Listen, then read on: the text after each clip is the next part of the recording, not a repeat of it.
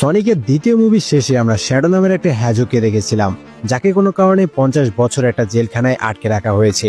Shadow নামের এই হ্যাজকটা কে এবং তাকে কেন আটকে রাখা হয়েছে সেটাই আমরা আজকের পর্বে জানতে পারবো। সনিক ফ্যানরা ভিডিওতে লাইক করে দিও, আর কে কে আমার সাথে সনিক 1 থেকে আছো কমেন্টে জানিয়ে দিও। তো আর কথা না বলে শুরু করি Sonic 3 the hedgehog movie explain. Movie শুরুতে আমরা জাপানের টোকিওতে সমুদ্রের মাঝখানে একটা টাইট সিকিউরিটিতে থাকা ফ্রিজন আইল্যান্ড মানে জেলখানা দেখতে পাই। এখানেই বন্দী আছে শ্যাডো নামের সেই হ্যাজক। দীর্ঘ 50 বছর ধরে শ্যাডো এভাবে আটকে আছে, কিন্তু হঠাৎ করেই আর শ্যাডোর জ্ঞান ফিরতে শুরু করে। সিকিউরিটি গার্ডরা দেখতে পায় কেউ একজন তাদের সিস্টেম হ্যাক করে শ্যাডোকে মুক্ত করার চেষ্টা করছে।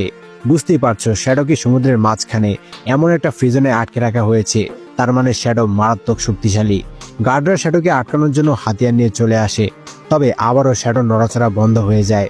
এরপর হঠাৎ করে শ্যাডো চোখ মেলে তাকায় আর এক ঘুষিতে গ্লাস ভেঙে বের হয়ে আসে। গার্ডরা শ্যাডোকে আটকাতে চেষ্টা করে, কিন্তু আমরা দেখতে পাই শ্যাডোর গতি সনিকের চাইতে অনেক বেশি। সে টেলিপোর্ট হয়ে একে একে সকল গার্ডকে মেরে শুইয়ে দেয়। এরপর প্রিজন থেকে বের হয়ে সমুদ্রের পানির উপর দিয়ে দৌড়ে শহরের দিকে যেতে শুরু করে। এদিকে সনিক, টেলস, নাকলস, ম্যাডি আর টম একসাথে জঙ্গলে পিকনিক করতে এসেছে। সনিক, নাকলস আর টেলস রেস দেওয়ার জন্য রেডি হয়। সনিক বলে সে হচ্ছে সবচেয়ে ফাস্ট, তাকে হারানো কারো পক্ষেই সম্ভব না। তারা দৌড়ানো শুরু করে। সনিক ফুল স্পিডে দৌড়ে ফিনিশ লাইনে গিয়ে দেখতে পায় নাকলস আর টেলস তার আগেই ফিনিশ লাইনে পৌঁছে গেছে। তার মানে সনিক হেরে গেছে। সনিক বিশ্বাস করতে পারে না সে হেরে গেছে। তখন টেলস আর নাকলসকে টাচ করে সনিক বুঝতে পারে এগুলো আসলে টেলস আর নাকলসের হোলোগ্রাম। তার মানে সে জিতেছে। কিন্তু তারা এখানে এভাবে হলোগ্রাম কেন লাগালো, এটা জানার জন্য সনিক আবারও পিকনিকের জায়গায় ফিরে যায়।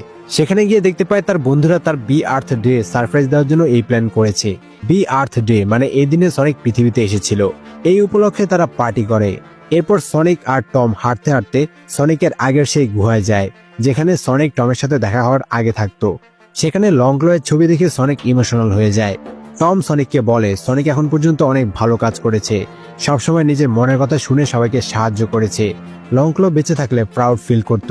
সনিক বলে টম যদি না থাকতো তাহলে সে অনেক একা হয়ে যেত, হয়তো সে অন্যরকম হয়ে যেত।